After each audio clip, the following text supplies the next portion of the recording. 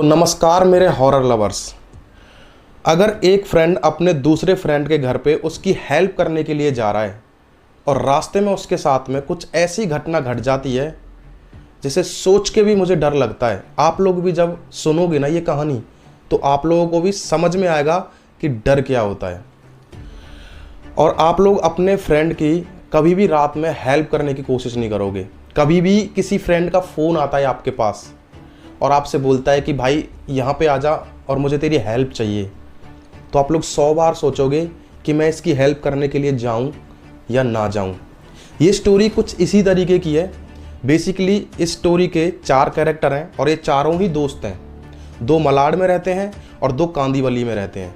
अब एक दूसरे की हेल्प ये लाइफ टाइम से ही करते आ रहे हैं। बचपन से ही जब से इनकी दोस्ती हुई है ये लाइफ टाइम से ही एक दूसरे की हेल्प करते आ रहे हैं। किसी को पैसे की ज़रूरत हुई तो किसी ने पैसे दे दिए, किसी को बाइक की ज़रूरत हुई तो बाइक दे दी। ऐसे ये चारों दोस्त आपस में ही एक दूसरे की हेल्प करते थे और आज इनकी उम्र 25-26 साल हो गई सबकी। बचपन से एक दूसरे को जानते थे क्योंकि एक ही स्कूल में पढ़े थे।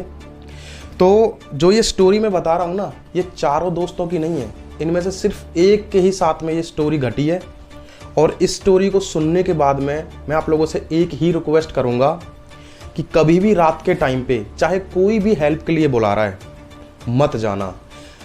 ऑनलाइन पैसे हो जाते हैं आजकल, ऑनलाइन मदद कर दो, पैसे भेज दो, लेकिन खुद कभी मत जाना। और ये बात आपको समझ में आएगी जब मैं ये स्टोरी आप लोगों को पूरी बताऊंगा। तो चलिए वीडियो को स्टार्ट कर लेते हैं और इस स्टोरी के बारे में आप लोगों को बताते हैं। लेकिन यार वीडियो को स्टार्ट करने से पहले मैं आप लोगों से एक छोटी सी रिक्वेस्ट करूंगा। अगर आप लोगों को ये वीडियो इतना सा भी अच्छा लगता है तो इसको लाइक ज़रूर कर देना, क्योंकि आपका एक लाइक हमें बहुत मोटिवेशन देता है, ठीक है।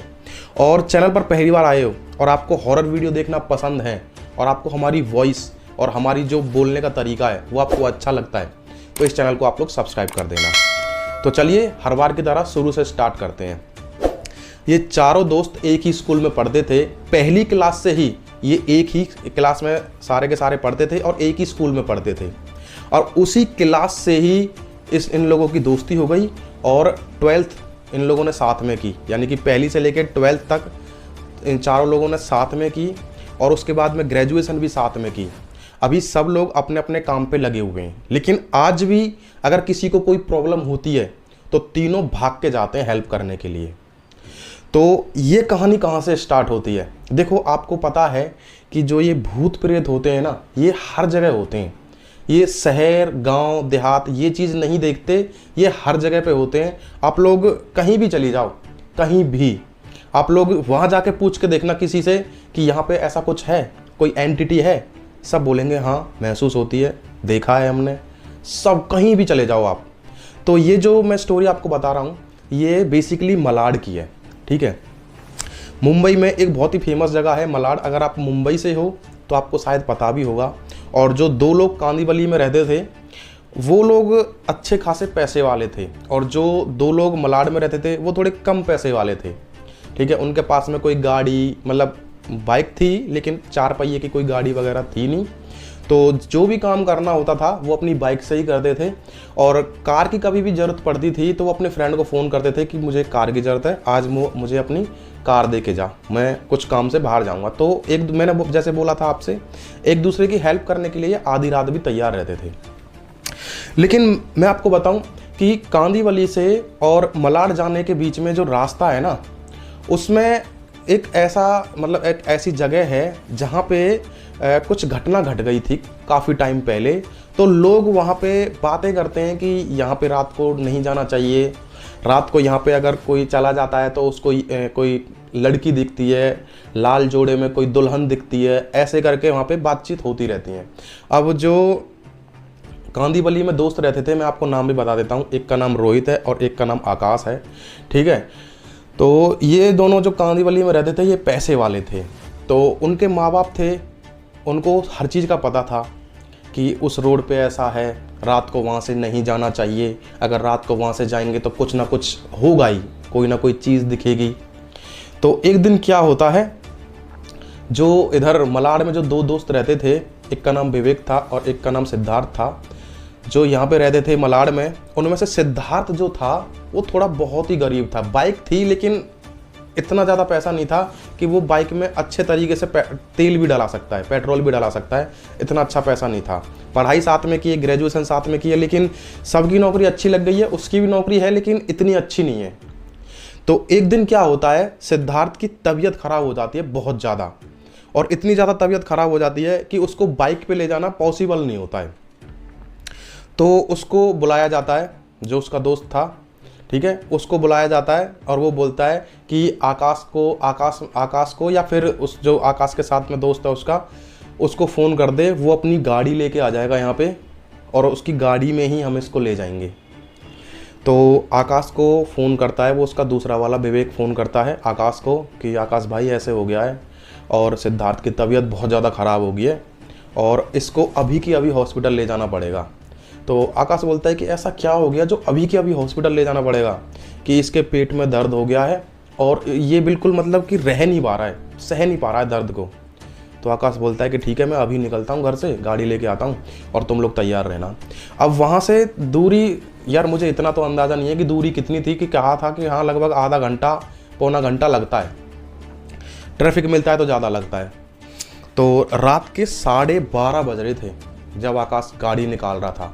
तो तभी उसकी मम्मी उसको टोकती है कि बेटा इतनी रात में जा कहाँ रहा है, मुझे तो बता के जा, कम से कम जाने से मना नहीं कर रही हूँ लेकिन मुझे तो बता के जा। तो जो आकाश बोलता है कि मैं सिद्धार्थ के घर जा रहा हूँ और उसकी तबीयत बहुत ज़्यादा ख़राब हो गई है और बाइक पे ले नहीं जा पा रहे हैं वो लोग, इसलिए मैं कार लेके जा रहा हूँ और शायद मैं रात को वहीं रुकूँगा। तो उसकी माँ बोल रही है कि तू उस वाले रास्ते से जाएगा, कि उसने बोला आकाश ने कि रास्ता ही वो है, अगर मैं दूसरे रास्ते से घूम के जाऊँगा तो बहुत लंबा पड़ेगा मेरे लिए और वो शॉर्ट रास्ता पड़ेगा। तो उसकी माँ बोली बेटा तू लंबा रास्ता तय कर ले, लेकिन मैं तेरे आगे हाथ जोड़ रही हूँ, तो उस रास्ते से मत जा। तो आकाश बोलता है क्यों, मैं अगर घूम के जाऊंगा तो 1.5-2 घंटे लग जाएंगे, यहाँ से जाऊंगा तो आधा पौना घंटा लगेगा और आप मेरे को बोल रही हो कि 1.5-2 घंटे घूम के जा। तो उसकी माँ फिर से रिक्वेस्ट करती है कि बेटा जो मैं बोल रही हूँ वो सुन ले, मैं मना नहीं कर रही हूँ जाने से, तू जा लेकिन मेरी बात मान। उस रास्ते से जाएगा तो पता नहीं तू वापस आएगा या नहीं आएगा।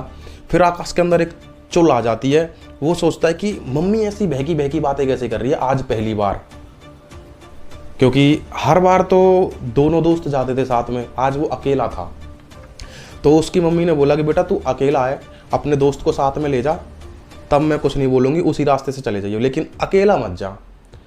तो आकाश ने बहाना बना दिया कि ठीक है मम्मी, मैं दोस्त को फ़ोन कर लेता हूँ और यानी अगर वो दोस्त आ गया तो मैं उसी रास्ते से निकल जाऊँगा, अगर दोस्त नहीं आया तो मैं लॉन्ग रूट लेके निकल जाऊँगा हाईवे से। तो उसकी मम्मी बोली ठीक है बेटा। लेकिन जाने से पहले उसने फिर से एक बार और अपनी मम्मी को टोका कि मम्मी मुझे बता तो दो कम से कम उस रास्ते पे क्या है, कि बेटा तू जैसे ही आएगा ना घर पे, पहले अपने दोस्त को दिखा, उसका इलाज करवा, कहानी बहुत लंबी है, तू जैसे ही घर पे आएगा मैं तुझे सारी कहानी बता दूंगी। तो आकाश गाड़ी लेके घर से निकलता है, उसने अपने दोस्त को जो उसके साथ कांदीवली में रहता था उसको फ़ोन करता है, वो फ़ोन नहीं उठाता है। भाई रात काफ़ी हो गई थी ना, तो शायद वो सो गया होगा, तो वो फ़ोन नहीं उठाता है। तो वो सोचता है कि चलो मैं अकेला ही निकल जाता हूँ, और उसके दिमाग से ही निकल गया था कि मुझे लॉन्ग रूट से जाना है। उसने वही जो उसका डेली का रास्ता था उसी से ही निकल गया वो। अब यहाँ पे आता है ट्विस्ट। अब वो अपनी मम्मी से पूछता रह गया, लेकिन उसकी मम्मी ने कुछ बताया नहीं। उसकी मम्मी ने बोला था कि जैसे ही तू घर पे आएगा अपने फ्रेंड का इलाज करवा के, उसको हॉस्पिटल में एडमिट करवा के, तो मैं तुझे सारी बातें बता दूंगी कि मैं तुझसे क्यों मना कर रही हूँ उस रास्ते से जाने के लिए। तो उसने ये सारी बातें एक्साइटमेंट में ले ली कि हाँ मम्मी के पास जाऊँगा, पूछूंगा। लेकिन एकदम जैसे वो गाड़ी लेके जा रहा था उस रास्ते से, तो एकदम से उसकी गाड़ी से कुछ टकराया। उसे लगा कि जैसे कि कोई इंसान या कोई जानवर या कोई भी चीज़ ऐसी जो संजीव होती है, जिंदा होती है, वो कोई ऐसी चीज़ उससे टकराई है। तो उसने मतलब एकदम से जैसे गाड़ी से कुछ भी चीज़ जो टकराई थी, वो टकराने के बाद में वो घबरा जाता है बहुत बुरी तरीके से, और वो तुरंत के तुरंत शीशा खोलता है और बैक मतलब पीछे देखता है, तो पीछे कुछ पड़ा हुआ था, माने जैसे कोई इंसान ही हो, इंसान पड़ा हुआ था। तो वो अपनी खिड़की खोलता है, जाता है, तो वहाँ देखता है तो वो एक लड़की थी। नॉर्मल कपड़े पहने हुए थे उसने, और वो लड़की को जैसे पलटता है तो उसकी मतलब कि नाक में से, मुंह में से खून निकल रहा था। तो उसने ऐसे थोड़ा थपथपाया हे तुम कौन हो और इतनी रात में तुम यहाँ क्या कर रही हो, और तुम मतलब मेरी गाड़ी के आगे कैसे आ गई, तुम्हें दिखी नहीं मेरी गाड़ी। वो थोड़ा होश में आती है और वो बोलती है कि मुझे दिखी नहीं, मैं रोड क्रॉस कर रही थी। तो तुम इतनी रात को यहाँ कर क्या रही थी, तुमने लिफ्ट भी नहीं मांगी, तुम लिफ्ट मांगती मैं गाड़ी रोकता। तो उसने फिर जो भी है बातचीत क्लियर करी, उसने फिर डायरेक्टली ये पूछा कि तुम्हें जाना कहाँ है और इतनी रात में तुम यहाँ क्या कर रही हो, चलो तुम्हें जहाँ जाना है मैं छोड़ दूंगा, मैं जा रहा हूँ आगे।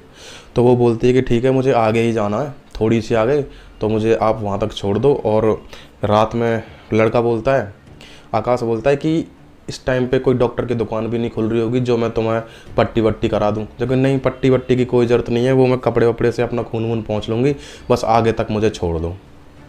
वो गाड़ी में उसको बैठा लेता है, पीछे वाली सीट पे वो बैठ जाती है। अब पीछे वाली सीट पे बैठने के बाद वो गाड़ी चला देता है वहाँ से। अब वो क्या करता है कि चलती हुई गाड़ी से वो मिरर में देखता है, तो वो लड़की जो थी उसकी चोट वोट सब ठीक हो गई और उसकी आंखें ऐसी बड़ी बड़ी हो रही थी। तो वो समझ रहा था कि शायद शीशे में देख रहा हूँ मैं, तो शायद कुछ अलग नज़रिया होगा। तो वो वापस से ऐसे मुड़ के देखता है तो वो लड़की मतलब एक बहुत ही भयानक रूप में आ चुकी थी। उसके बाल उड़ रहे थे, सफ़ेद उसकी जो चेहरा था उसका वो बिल्कुल सफ़ेद हो चुका था, कोई चोट का निशान नहीं, कुछ नहीं। और उसने घबराहट में एकदम से ब्रेक मारी और ब्रेक मार के आगे देख रहा है तो गाड़ी की लाइटें जली हुई हैं, फिर से पीछे मुड़ कर देखता है तो कुछ भी नहीं। अब वो समझ गया था अपनी मम्मी की बातें और वो अपने मन में ही बोल रहा था कि हे भगवान आज मुझे बचा लो। मैं समझ गया कि मम्मी मुझे यहाँ आने से क्यों मना कर रही थी। वो तुरंत जल्दी जल्दी में फ़ोन मिलाता है गाड़ी से उतर के, क्योंकि गाड़ी में तो उसको डर लग रहा था कि गाड़ी में कोई है। तो गाड़ी से उतर के वो तुरंत अपने फ्रेंड को फ़ोन मिलाता है और ऊपर वाले की नज़र इतनी अच्छी थी कि उसका फ़ोन मिल भी जाता है। वो अपने फ्रेंड से बोलता है कि भाई मैं तेरे घर के नज़दीक ही आ गया हूँ, लगभग 7-8 किलोमीटर दूर हूँ, लेकिन मेरे साथ में यार ऐसे ऐसे हो गया है। अब उसका फ्रेंड बोल रहा है कि भाई तू उस रास्ते से क्यों आया था, तुझे पता है? उसने बोला नहीं मुझे नहीं पता, मम्मी ने मना भी किया था, लेकिन मैं फिर भी शॉर्टकट के चक्कर में यहाँ से आ गया और अभी मुझे बहुत डर लग रहा है। तो उसने क्या बोला था कि तू गाड़ी में जाके बैठ और तेरी गाड़ी में म्यूजिक सिस्टम चला और उसमें कोई हनुमान चालीसा वगैरह मतलब भगवान के कोई भी भजन सॉन्ग वगैरह चला दे, उससे थोड़ा सा रिलैक्स मिलेगा तुझे। तो वो गाड़ी में बैठता है और गाड़ी में बैठ के जैसे ही वो मतलब चलाता है हनुमान चालीसा तो और गाड़ी मतलब चलाने लगता है। जैसे ही वो गाड़ी को आगे बढ़ाता है तो उसको वो लड़की बिल्कुल सामने दिखती है, उसकी गाड़ी के सामने ही खड़ी रहती है और वो भी लाल जोड़े में, यानी कि मतलब लाल कपड़े पहने हुए थे उसने। वो लाल जोड़ा बोला था उसने, ये तो मुझे याद नहीं है, या लाल कपड़े थे, कुछ ऐसा ही था, लाल कपड़े थे। अब वो उसको देखता है तो वो सोचता है कि यार ये कोई और लड़की है, क्योंकि उसके कपड़े चेंज हो गए थे। उसने हॉर्न मारा, शीशा खोल के आवाज़ भी दी थी कि कौन है मैडम, सामने से हट जाओ। वो नहीं हट रही है तो वो साइड में से गाड़ी को काटने लगा और जब शीशा में से देखा तो ये तो यार वही लड़की है, लेकिन इतनी जल्दी कपड़े बदल के कैसे आ सकती है। और थोड़ी सी आवाज़ उसने तेज़ कर दी थी हनुमान चालीसा की। तो हनुमान चालीसा सुनते सुनते उसको थोड़ा रिलैक्स महसूस होने लगा। अब आप लोग ध्यान से सुनना, लड़की के पैर नहीं चल रहे हैं और फिर भी लड़की हवा में थोड़ी सी मतलब जो ज़मीन होती है ज़मीन से थोड़ी ऊपर उसकी गाड़ी की स्पीड के बराबर दौड़ रही है। ठीक है, अब आप लोग अंदाज़ा लगाओ कि अगर आपके साथ में ऐसा कुछ होता है, गाड़ी की स्पीड से अगर कोई इंसान आपकी गाड़ी के साथ साथ दौड़ रहा है तो आपको कैसा लगेगा। वो लड़की गाड़ी की स्पीड से दौड़ रही है उसके पीछे, मतलब बगल में ही। अब ये दृश्य देखने के बाद में वो बेहोश होते होते रह गया। उसने ऊपर वाले का नाम लिया, एक्सीलेटर दिया कि हे भगवान आज मुझे बचा ले बस, उसके बाद तो मैं दिन में भी इस रास्ते से नहीं आऊँगा। वो जैसे गाड़ी भगा रहा था तो गाड़ी भगाते भगाते एकदम से क्लाउडी एरिया आ जाता है, बिल्डिंगें दिखने लग जाती हैं उसे, लाइटें दिखने लग जाती हैं। ये चीज़ देखने के बाद में उसको तसल्ली मिलती है बहुत अच्छे तरीके से। वो अपने आप को ना ऐसे तसल्ली दे रहा था कि आज मैं मौत के मुंह से निकलने वाला हूँ, बस पहुँच जाऊँ कैसे भी करके। अब गाड़ी की छत से आवाज़ आ रही है जैसे कोई ऐसे थप्पड़ मार रहा है। उसने बोला कि अपने मन में कि तू कुछ भी कर ले, बस 1 मिनट का समय मुझे दे दे और मेरी गाड़ी जैसे ही शहर के अंदर एंट्री हो जाएगी फिर ये मेरा कुछ नहीं बिगाड़ पाएगी। और सेम ऐसा ही हुआ। गाड़ी उसकी शहर के अंदर एंट्री कर जाती है। उसके बाद वो शहर से थोड़ी दूर, मतलब एक सीमा होती है हर चीज़ की, तो एक सीमा के अंदर वो आ चुका था और सीमा के बाहर वो थी, और उसने गाड़ी रोकी और जो लड़की थी जो वो खड़ी थी वहाँ पे, और ऐसे लग रहा था कि वो लड़की बहुत मायूसी में खड़ी हुई है और उसको किसी चीज़ की हेल्प चाहिए, लेकिन उसने कान में अंटा लगाए ऐसे करके कि कभी इस रास्ते से नहीं आऊँगा, और बैठा गाड़ी में और निकल गया। वहाँ पहुँचा, सिद्धार्थ को हॉस्पिटल पहुँचाया, सुबह तक उसके घर वालों के साथ रहा। फिर जैसे ही सुबह हुई तो उसके साथ आकाश के साथ में जो सिद्धार्थ का दूसरा दोस्त था वो आया उसके घर तक उसे छोड़ने के लिए, क्योंकि वो डरा हुआ था, सारी बातें बताई थी। घर आने के बाद में फिर क्या पूछा आकाश ने अपनी मम्मी से कि मम्मी मुझे जानना है कि तुमने मुझे रात क्यों रोका था, हालांकि मैं जान चुका हूँ लेकिन तुम्हारे मुंह से भी सुनना चाहता हूँ।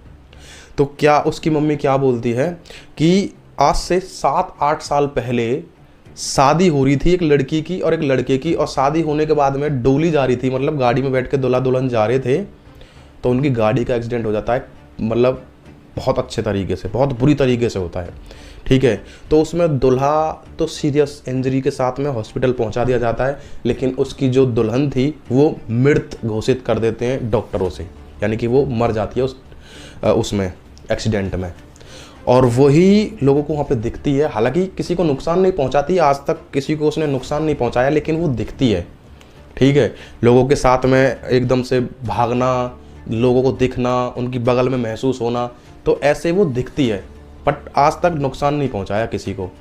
तब आकाश ने सारी बात बताई कि मम्मी रात को मैं ऐसे ऐसे गया था और लड़की मिली थी, मुझे लगा था कि कोई मर गया है मेरी गाड़ी से टक्कर लग के, मैं उतरा, ऐसे पूरी बात क्लियर करके बताई।